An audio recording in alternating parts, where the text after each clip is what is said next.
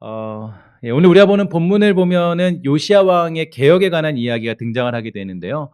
먼저 이 요시야 왕은 과연 어떠한 인물이었을까요? 그는 8세 때 왕이 되어서 살아가던 그런 인물이었는데, 근데 하나님께서는 그에게 복을 주셔서 이 성전을 재건해야 한다라는 마음을 주셨고, 그는 무너진 성전을 보수하다가 이 많은 사람들이 잊어버렸던 율법을 발견하는 축복을 누리게 됩니다. 그리고 그는 옷을 찢고 회개하면서 율법이 말하는 의미와 내용, 뜻이 무엇인지에 대해서 이 선지자를 통하여서 듣게 된 뒤에 그 다음에 남유다의 아주 엄청난 개혁을 이루게 되는 그런 왕으로서 부름받게 되죠. 하나님이 기뻐하시는 일을 감당하는 왕으로 세워지게 되는데요. 사실 저는 요시야의 이야기를 다시 한번 읽으면서 가장 가슴 아프게 보았던 내용과 또 제 마음속에 남았던 그런 내용은 열왕기하 22장 8절 가운데 나타난 그런 내용이었습니다. 대제사장 hilki야가 서기관 사반에게 이르되 내가 여호와의 성전에서 율법책을 발견하였노라 하고 hilki야가 그 책을 사반에게 주니 사반이 읽으니라, 이렇게 나타나 있는데, 성경은 율법책을 발견했다라는 말을 사용하고 있습니다. 여기 발견이라는 그런 말의 뜻을 찾아보니까 이 다음과 같은 의미를 가지고 있어요. 어떤 의미냐면 미처 찾아내지 못하였거나 아직 알려지지 아니한 사물이나 현상 따위를 찾아내는 것이다 라고 되어 있는데, 다시 말해서 남유다에게 율법은 그들에게 알려지지 않은 상황이었고 찾아내지 못한 상태가 되고 말았다는 것입니다.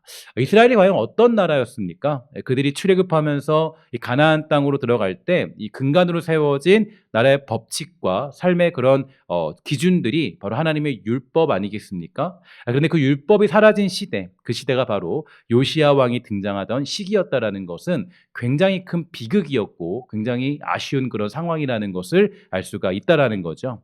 더군다나 이 율법서에 대해서 원어적인 의미를 보게 되면 그냥 단순히 레위기 하나 이런 정도가 아니라 이 모세오경 전부를 가르치는 것으로 볼 수 있는데요. 그러면 도대체 hilki야가 발견한 율법서를 어디에서 발견을 하게 된 것일까요? 학자들의 추론에 따르면 일단 역대하 34장 14절에 보면 이렇게 나오고 있어요. 우리가 여호와 전에 연보한 돈을 꺼낼 때에 제사장 hilki야가 모세에 전한 여호와의 율법책을 발견했다라고 되어 있는데, 이걸 봤을 때 율법책은 연보궤 앞에서 발견된 것으로 보이게 됩니다. 그러니까 그동안 한 번도 거기를 살펴보지 않았다는 거겠죠.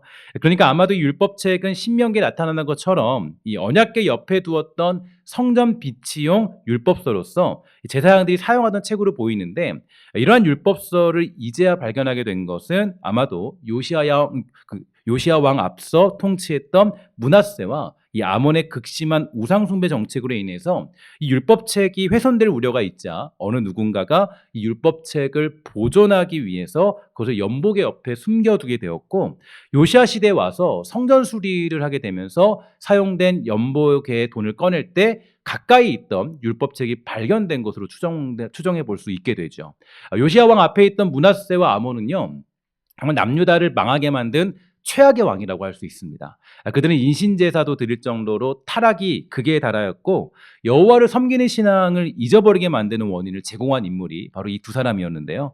그렇게 율법서는 점차 그들의 어떤 사상 가운데, 그들의 인생 가운데, 삶 가운데 잊어버리고 말았다는 것이겠죠.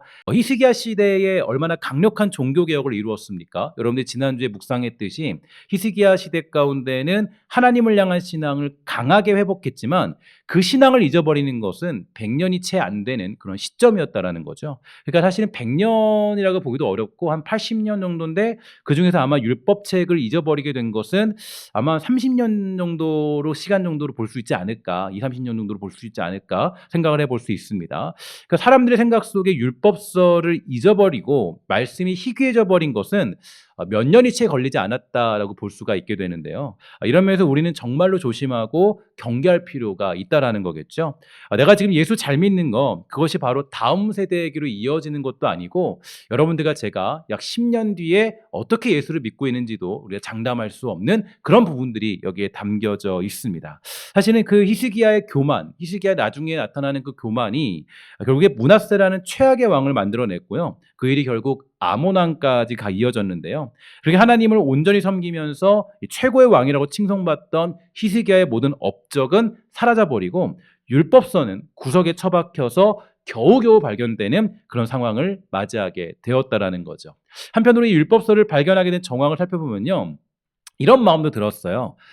적어도 이 말씀이 희귀해지는 그러한 때에 그러니까 우리의 신앙이 율법서를 숨겨놓을 정도는 되어야겠다. 그러니까 그런 역할 정도는 해야겠다는 마음도 제가 제 마음속에 들게 되었습니다. 무슨 얘기냐면 만약에 누군가가 율법서를 숨겨놓지 않았다면 연복의 옆에다가 그 안에다가 숨겨두지 않았다면 어땠을까요? 그래도 하나님을 사랑하는 그 누군가, 그러니까 그때 우상 숭배가 극심해지니까 아마도 이제 뭐 그 정황을 다 알 수는 없지만 이제 우상 숭배가 극심해지면 가장 먼저 처단하는 게 누구겠어요? 제사장들이나 예수 잘 믿는 사람들, 하나님 잘 믿는 사람들을 아마도 처단하겠죠. 그러니까 우상 숭배가 극심해지니까 이 제사장들이나 이런 사람들, 예수 잘 믿고 또 이렇게 믿음이 좋은 사람들을 아마 이렇게 죽이려고 들었을 거예요. 그러니까 아마 위급한 상황 가운데 이 제사장들이 이제 택하게 된 것은 이거를 좀 숨겨두고 이제 고이고이 이제 다음 세대에게 전달해주는 역할을 감당했다라고 볼 수가 있다라는 거죠. 그러니까 이제 제가 이걸 보면서 느낀 건 뭐냐면 그 율법이 보호돼야 되고 후대에게 전달돼야 한다고 생각했던 누군가가 율법서를 숨겨놓는 일을 감행했을 것이고 그 일로 인하여서 율법서는 요시야 시대에 그래도 발견될 수 있지 않았을까라는 추측을 해볼 수가 있게 되었다라는 거죠.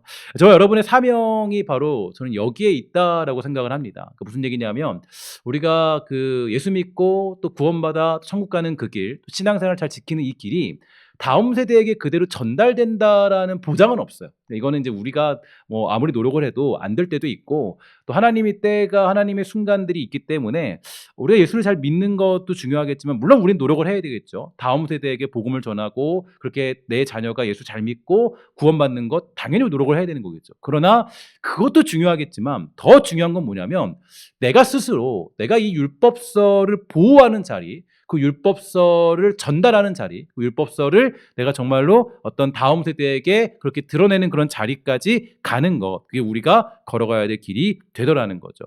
저와 여러분의 사명이 바로 여기에 있는데요. 바로 오늘 지금 이 순간 기도하는 것, 주님을 온전히 섬기는 것, 신앙의 유산을 남기는 것, 그러한 것들이 바로 다음 세대에게 꼭 전달되는 것은 아니라는 걸 기억할 필요가 있어요. 그러니까 내가 그럼에도 불구하고 여러분이 새벽을 깨워 기도하면서 온전히 주일에 주님을 섬기며 성경을 사랑하며 살아가는 그 모습들, 뿌려놓은 그 신앙의 유산들이 어느 날 발견되는 그때, 그날이 있을 것이기 때문에 우리는 세상이 무엇이라고 말해도 믿음의 길을 걸어가야 되는 이유가 거기에 담겨져 있다라는 겁니다. 사랑하는 여러분, 우상숭배로 인하여서 율법을 폐기하고 우상숭배자들이 득세하여서 위험을 당하던 온전한 믿음의 소유자, 누군가가 숨겨놓은 그 율법이 요시야 때 발견되어서 요시야는 위대한 종교개혁을 이룰 수가 있게 되었습니다. 여러분들이 바로 그 길을 걸어가셔야 된다고 저는 생각합니다. 하나님은 우리가 그러한 씨를 뿌릴 때 그 씨가 열매 맺게 하시는 분이신데요. 생각해 보세요. 만약에 율법책의 발견이 므낫세와 아몬 때에 발견되었다고 생각을 해본다면 아마도 그들은 율법서를 불에 태워버렸거나 아무런 반응도 보이지 않고 오히려 그 율법서를 가져온 이를 죽여버리지 않았겠습니까? 그러나 하나님은 그 율법서를 잘 숨겨두었다가 하나님의 은혜를 일으킬 그때에 발견토록 하신 거예요. 우리들도 마찬가지예요. 여러분들이 기도하는 것이 헛되지 않음을 여러분 기억하셔야 됩니다. 여러분들이 신앙생활 지키고 신실하게 주님 섬기고 새벽을 깨우면서 기도하고 또 여러분의 말씀을 묵상하는 그 모습들, 하나님을 정말 사랑하는 그 모습들이 정말 내가 이게 영향을 줄 수 있을까? 누구에게 어떤 그런 전달을 줄 수 있을까? 자녀에게 내가 이 신앙을 누릴 수 있을까? 과연 내가 어떤 능력이 있을까? 지금 당장 이게 어떤 은혜를 나타내지 않고 열매가 없는데 이게 무슨 의미가 있을까? 고민하게 되지만 그게 어느 날 그때에 하나님이 원하시는 그때에 그게 발견되게 하셔서 그게 정말로 하나님의 그런 어떤 회복의 역사를 일으킬 수 있는 그런 은혜를 나타낼 수 있다라는 겁니다. 여러분들이 기도하는 것이 헛되지 않음을 기억하게 되기를 주의 이름으로 간절히 부탁을 드리겠습니다. 여러분들 또한 신앙생활하는 것, 예수 잘 믿는 것, 하나님 앞에 온전히 섬기면서 주 앞에 온전히 살아가는 그것이 절대로 헛되지 아니하고 언젠가 그때에 하나님은 그것을 잘하게 하시는 그 하나님을 믿으시면서 여러분들이 주어진 자리에서 온전히 주님 사랑할 줄 아는 복된 성도가 되기를 주의 이름으로 간절히 부탁을 드리겠습니다. 율법서를 숨겨놓은 누군가로 인해서 요시야는요 대대적인 종교개혁을 이루게 되었는데요. 그리고 오늘 우리가 보는 본문에서 요시야 왕은 성대한 유월절 절기를 지키는 것을 보게 되죠. 유월절은 이제 오순절, 초막절과 함께 이스라엘의 3대 절기다라고 얘기할 수 있는데 여기에 그 요시아는요. 언약책에 기록된 대로 유월절을 지켰다라고 강조되고 있어요. 그러니까 이제 무교절을 지키게 되는데 이때 요시아가 지켰던 유월절에 대해서 오늘 본문 22절을 보면 뭐라고 평가하냐면 이런 평가를 하고 있습니다. 사사가 이스라엘을 다스리던 시대부터 이스라엘 여러 왕의 시대와 유다 여러 왕의 시대에 이렇게 유월절을 지킨 적이 없었다. 여러분 보면 놀라운 게 사사 시대부터 지금까지 보면 유월절을 이렇게 지킨 적이 없다라는 거예요. 그러니까 이게 정말 놀라운 장면이죠. 유월절을 지켰는데 유월절을 지키면 무교절까지 지키는데 이게 그 어떤 그 히스기야 때도 유월절 지켰지만 이때는 조금 문제가 있어요. 근데 어쨌든 요시야 왕 때 유월절 지키는 것은 굉장히 어떤 하나님이 기뻐하시는 때고 아주 그 완벽한 유월절을 지켰다라는 거. 제가 이거를 좀 이제 역사적으로 보면 그러니까 이제 사실 이게 남유다가 곧 망할 때거든요. 망할 때인데 어쩌면 이 하나님이 이때 딱 준비해서 마지막으로 유월절을 지킴으로써 어떤 그런 것들을 좀 정리하는 그런 어떤 역사적인 관점들이 있지 않나 생각도 해보고 많은 고민을 해보지만 중요한 것은 이 유월절을 그 요시아가 행했는데 정말 하나님이 기뻐했던 시간인 것 같아요. 너무 기뻐했던 시간. 그러니까 유월절을 이렇게 지킨 적이 없다라는 거예요. 이렇게 완벽하게 지킨 적이 없었다. 그러니까 왕의 주도와 제사장들과 레위인의 협력 아래서 온 유다와 이스라엘 무리가 한 사람도 예외 없이 한 마음이 되어서 무수한 예물을 드리면서 하나님께 진정한 제사를 드렸다라고 그렇게 표현되어져 있습니다. 물론 히스기야도 성전을 정화한 후에 유월절을 아주 성대히 치렀어요. 근데 요시야 때만큼은 하지 못했다라고 평가하는데요. 그 이유는 뭐냐면 히스기야 때는 이제 제사장들이나 백성들이 제대로 된 성경의 규정에 따라 유월절을 지키지 못했다라고 되어 있고 백성들이 이제 전부 다 협조하지 않았다고 되어 있습니다. 그러니까 히스기야가 이제 그렇게 유월절을 지킬 때 그때 함께하는 사람들이 이제 함께해야 되는데요. 그때 그들이 함께하지 않았다라는 거죠. 그러나 요시야는 성경이 말한 그대로 유월절을 지켰을 뿐만 아니라 또한 모든 제사장들과 백성들이 하나가 되어서 그 절기를 기쁨과 감사로 지키게 되었다라고 평가하고 있다라는 거죠. 저는 이러한 모습을 보면서 저도 이제 한 가지 기도하면서 소망하는 것들이 있었는데 무엇이냐면 우리 교회도 이 하나됨의 복을 누리는 교회가 되기를 저는 간절히 소망하면서 기도했습니다. 더군다나 한 마음이 되어서 온 백성이 빠짐없이 온전한 유월절을 지키는 것은 얼마나 어려운 일이겠습니까? 그러나 하나님은 그들에게 하나 되는 은혜를 주셨고 또한 그 은혜로 말미암아 요시야 왕은 유월절의 절기를 회복하는 축복을 경험할 수 있었다라는 거죠. 오늘 우리 교회도 정말 이러한 은혜가 있게 되기를 주의 이름으로 간절히 부탁을 드리겠습니다. 우리 교회 가운데 하나 되는 축복, 하나 되는 교회, 하나 되는 마음, 그 마음은 사실 우리 힘으로 얻을 수 있는 것이 아니죠. 하나님께서 그 하나됨으로 복을 주셔야 우리는 한 마음으로 되는 그런 복을 누릴 수 있다라는 거예요. 이제 요시야 왕은 유월절 절기를 최고로 드렸을 뿐만 아니라 다음과 같은 계획도 이루게 되었어요.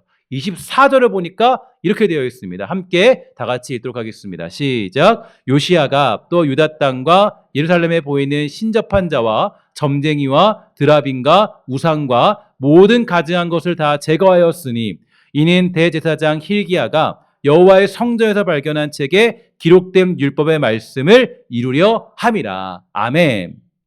요시야는 유다 땅을 정화시켰는데요. 그들에게 만연했던 우상을 다 제거하였습니다. 그런데 중요한 것은 여기서 또한 강조되는 것이 하나 있는데요.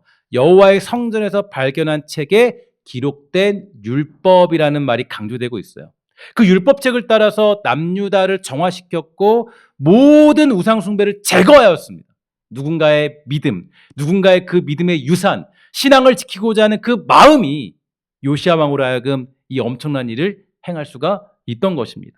그러니까 여러분 믿음을 온전히 지키는 일에 굳건하셔야 돼요. 그러니까 이제 이게 보면 여기서도 율법책에 그 성경에 발견된 책에 기록된 율법이라고 하는데 만약에 이 율법책을 누군가가 숨기지 않았다면 그러면 어떤 일이 벌어졌을까요? 여전히 이 종교개혁은 이루어지지 않았을 것입니다. 그러니까 내가 예수를 믿고 살아가는 그때, 그러니까 예를 들어서 새벽 예배 한번 가는 거 그거 별거 아닌 것 같지만 자녀들이 다 보고 있거든요. 그러니까 내가 주님 보면서 어떤 그런 믿음의 어떤 길을 걸어가는 것, 내가 주의를 생명처럼 지키는 것, 내가 주신 어떤 그런 은혜 속에서 주님, 주의 백성 살아가는 것, 내가 기도하는 것, 내가 예배를 드리는 것, 주님을 사랑하는 것, 주님이 그걸 다 보고 있어요, 애들이. 다음부터 다 보고 있는 거. 아닌 것 같지만. 그게 또 우리가 그냥 예수 믿는 것 같지만, 그게 다 내가 뿌리는 씨앗들이에요. 복음의 씨앗들을 뿌리는 거예요. 내가 신앙을 잘 지키는 게, 내가 성실하게 주님 사랑하는 게, 그게 다 어딨냐면, 그게 다 그냥 사라지는 게 아니고 다 남는 거예요. 제가 보면서 느꼈어요. 아, 이 발견이라는 말이 굉장히 많이 강조된 것을 봤을 때, 좀 성경에 다른 의미가 있겠다. 여러분들의 신앙생활이 그게 별게 아닌 게 아니에요. 여러분들이 뿌렸던 신앙생활이 다 남게 되고 어느 날 누군가 발견하는 그때가 찾아오게 되는 것입니다. 여러분, 믿음을 온전히 지키는 일에 굳건히 서게 되기를 주의 이름으로 간절히 부탁을 드리겠습니다. 이 땅의 상황과 환경에 끌려다니지 마세요. 세상의 소리에 귀를 기울이지 마십시오. 여러분의 믿음을 지키세요. 누군가의 소리에 끌려다니지 마세요. 비비안 그린은 이렇게 얘기합니다. 인생은 폭풍우가 지나가기를 기다리는 것이 아니다. 빗속에서 춤추는 법을 배우는 것이다. 분명히 우리의 시대에는 지금 현재 예수 믿기 어려운 시대가 찾아오고 그럴 것입니다. 그러나 누군가의 소리에, 환경에, 거기에 끌려다니지 마세요. 그럼 뭐예요? 우리가 나에게 주어진 자리에서 온전히 살아가는 방법, 믿음 지키는 삶을 살아가야 되는 것입니다. 세상은 점점 우리가 믿음을 지키기 어려운 시대로 치닫게 할 것이에요. 복음을 잊어버린 시대를 우리에게 보여줄 것입니다. 요시야 왕은 율법책을 발견하게 되어서 남유다를 정화시켰지만, 그러나 조금 아쉬운 장면이 나옵니다. 요시야에게 나타나는 것이 아니라 오늘 본문에서 가장 아쉬운 점은 26절과 27절이에요. 그러나 여호와께서 유다를 향하여 내리신 그 크게 타오르는 진노를 돌이키지 않았대요. 그러니까 보면 6월절을 대단히 지켰는데 진노가 걷어지지 않았어요. 여러분들과 제가 예수 잘못 믿는 이유가 거기 있어요. 뿌린 대로 거둔다는 게 맞는 거예요. 내가 대충하고 그냥 세상에 끌려다니면 하나님이 그거를 그냥 너 은혜니까 그냥 없어져 그러진 않으신다는 거예요. 하나님이 벌하신다는 거예요. 이는 므낫세가 여호와를 경노하게 한 그 경노 때문이다. 여호와께서 이르시되 내가 이스라엘을 물리친 것 같이 유다도 내 앞에서 물리치며 내가 택한 입이 예루살렘과 내 이름을 거기에 두리라 한 이 성전을 버리리라 하셨더라. 잘 보세요. 이게 좀 반전인 게, 이게 역설적인 게, 조금 뭐라 그럴까요? 분명히 6월절을 잘 지켜서 하나님이 기뻐하시는 때가 됐어요. 근데 결론은 뭐냐면, 진노를 거두지 않겠다. 여러분, 이게 하나님의 또 결론이에요. 왜냐하면, 앞에 므낫세와 아몬의 그 극심한 우상숭배가 너무 그게 처했고, 너무나 그게 큰 위기를 만들었기 때문에 하나님이 안 거두겠다는 거예요. 여러분, 우리가 이 뿌리는 씨앗들, 우리가 행했던 일들, 내가 했던 말들, 모든 것들, 그 모든 것들 다 여러분 그게 하나님이 그냥 지나쳐가는 보면 없다라는 겁니다. 보면 요시야의 종교격이 있지만 결국에 므낫세가 여호와를 경노하게 한 그 모든 경노 때문에 망하게 되는 그런 모습을 볼 수가 있게 되죠. 마지막으로 언급하고 싶은 것은, 그러면 므낫세가 등장하게 된 배경은 뭐냐? 그러니까 보면 이제 아몬이 안 나오고 므낫세라고 하잖아요. 므낫세 때문에 지금 내가 이제 이 진노를 내가 거두지 않겠다. 이게 이제 제가 이제 여러분들에게 조금 그동안 어디 설교에도 듣지 못했던 그런 내용일 텐데요. 제가 말씀드리고 싶은 건 뭐냐면, 므낫세가 등장한 배경에 대한 그런 모습들입니다. 그러니까 왜냐하면 이게 이러한 최악의 왕을 만든 장본인이 누굴까요? 히스기야. 이게 왜 중요하냐면, 히스기야 왕이 위대한 왕인 건 분명하죠. 엄청난 신앙의 업적을 이루었습니다. 그럼에도 불구하고 므낫세는 정말 최악의 왕이었어요. 그러니까 그 이유는 뭐냐면, 일단 므낫세의 등장은 히스기야 왕이 병에 대한 치료를 받아서 생명의 연장을 받게 되었을 때. 그러니까 한번 생각해 보세요. 앞으로 10년이 내가 살 인생인데 딱 10년밖에 못 살아요. 그때 내가 얻은 아들이에요. 그럼 어떻게 할까요? 애지중지. 뭐 하라는 대로 다 해주는 거예요. 그냥 다 해주는 거죠. 좋아. 다. 하나님이 생명을 연장해 줬으면 겸허하게 자녀를 아주 귀하게 딱딱딱 가르쳐야 되는데, 근데 그 인생은 보니까 아마 자녀 교육에 완전히 실패한 겁니다. 물론 당연히 히스기야가 세운 업적은 대단하죠. 그러나 히스기야가 생명을 연장받은 그 15년은 사실 히스기야에게 너무나 불필요한 시간이었습니다. 그러니까 저는 말씀을 볼 때 이런 마음이 들었어요. 정말 불필요한 요구를 하게 했구나. 하나님이 보면요, 히스기야가 생명 연장 받을 때 딱 말하세요. 뭐라 그러면 이렇게 얘기합니다. 얘기할 때 이렇게 얘기해요. 히스기야, 너의 생명 여기까지다. 하나님이 정해놓은 예정하심이 거기까지예요. 근데 히스기야가 때를 부르죠. 때를 부려요. 낯을 펴고. 이게 되게 좋은 모습이에요. 그러니까 위기를 만날 때 좋은 모습이기도 해요. 근데 히스기야 때를 부려요. 제발 살려달라고. 근데 그때 해가 10도 뒤로 물러나가면서 그때 이제 하나님이 응답해 주거든요. 근데 응답해 주는데 제가 왜 하필이면 하나님이 응답의 방법을 해가 10도 뒤로 물러나게 했을까 고민했는데 이걸 되게 좋은 쪽으로 해석을 많이 합니다, 사람들이. 근데 저는 어떻게 해석을 했냐면 이 10도가 물러난 것은 사실 하나님의 예정에서 하나님이 그것을 이제 마치 그 자녀가 때를 부르니까 자기 예정에서 하나님이 좀 승낙을 해준 거예요. 그러니까 그 어떤 모습 가운데. 그러니까 하나님의 예정 가운데, 계획 가운데 그냥 하나님이 들어주신 거예요. 그러니까 이건 사실 하나님의 어떤 그런 뭐 선하신 인도하심은 어디까지 원래는 죽는 거예요. 선하신 길은 죽는 겁니다, 원래는. 근데 히스기야는 말하죠. 저 안 죽겠습니다. 저 살려주세요. 왜냐하면 저 이유가 있거든요. 제 생각에는 제가 아들을 낳아야 이게 남유다가 유다 될 것 같아요. 그 이어질 것 같아요. 저 좀 살려주세요. 여러분, 그 자녀에게는 부모가 있습니까 없습니까? 없다 그러죠. 그죠? 똑같아요. 여러분들도 때를 쓰면 하나님이 들어주세요. 우리도 낯을 벽으로 향해서 막 목숨 걸고 막 해보세요. 하나님 들어주시죠. 그런데 과연 그게 하나님이 기뻐하시는 기도인가? 그건 하나님이 기뻐하시는 기도인가? 저는 만약 15년의 생명 연장이 없다면 어땠을까? 제가 누누이 말씀드리지만 목회자도 마찬가지예요. 저도 여러분들에게도 약속하는 것이 뭐냐면 하나님이 가라는 데까지 가고 하나님이 멈추는 게 저의 가장 큰 소망이에요. 그게 여러분 우리가 가는 길이에요. 하나님이 가라는 데까지 가는 거예요. 멈추면 멈추는 거고. 하나님이 그러한 때가 있겠죠. 근데 때를 부리면 더 할 수 있어요. 더 살 수 있고 더 할 수 있어요. 그러나 하나님이 정해놓은 때가 있어요. 그거는 느낌적으로 압니다. 믿음을 지키고 하나님 앞에 살아가면 알아요. 안다고요. 근데 그냥 거기서 하나님 멈춰. 그만해. 하나님 멈추는 거예요. 그러면. 근데 히스기야가 뭐 한 거죠? 욕심부린 거. 이거는 뭘로 드러나냐면 그가 욕심부렸다는 게 뭘로 드러나냐면 그 다음 장면이 뭐예요? 히스기야가 생명 연장된 다음에 뭐예요? 그 외국의 사람들이 오잖아요. 사신들이 오잖아요. 그들에게 자신이 누린 업적들 다 보여주면서 자랑을 막 해요.